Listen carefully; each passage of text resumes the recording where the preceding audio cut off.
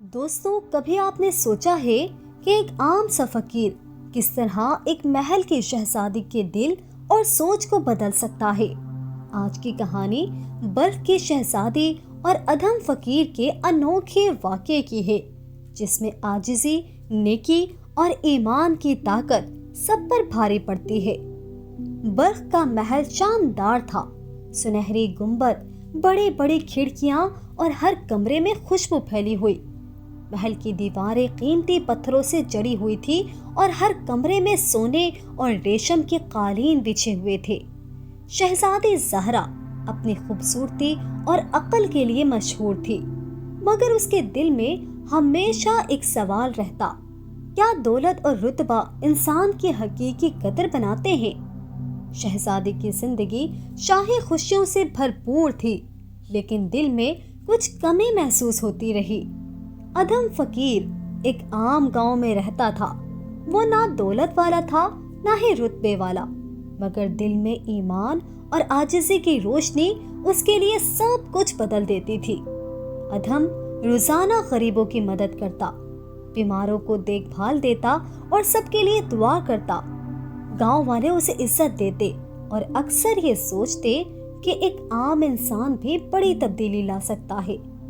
ایک دن بلخ کے محل کی دیواروں سے باہر ایک چھوٹا سا واقعہ ہوا۔ محل کے سامنے کے بازار میں ایک لالچی تاجر نے غریب لوگوں کو دھوکہ دیا، اور اس دھوکے کو عیاں کیا ادھم فقیر نے۔ شہزادی زہرا نے یہ منظر دیکھا تو اس دھوکے باز کے لیے اس کے دل میں ناراضگی اور ادھم فقیر کے لیے تجسس دونوں بیدار ہوئے۔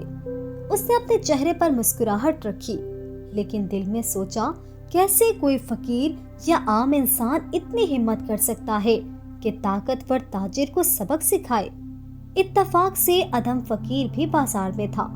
اس نے بغیر کسی خوف کے تاجر سے کہا: اگر تم لوگوں کے ساتھ دھوکہ کرو گے تو تمہاری دولت کا کوئی فائدہ نہیں۔ اللہ ہر کسی کی نیکی اور بدی کا حساب رکھتا ہے۔ شہزادی کے لیے یہ منظر حیران کن تھا۔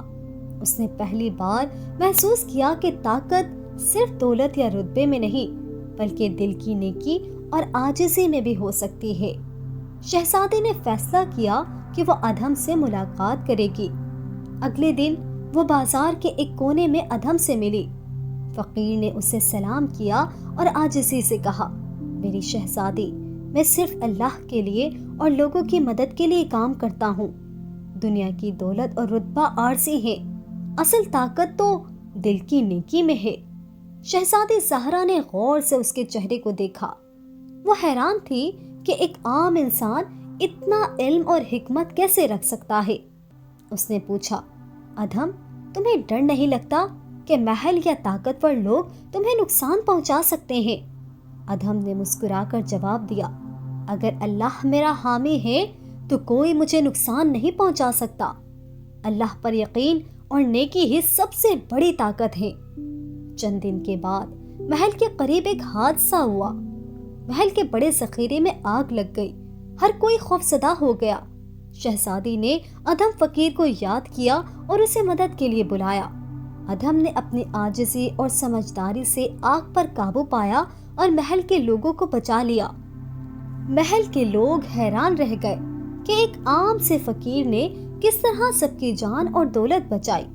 شہزادی زہرا نے اس واقعے کے بعد فیصلہ کیا کہ وہ اپنی زندگی میں بھی نیکی اور عاجزی کو اہمیت دے گی۔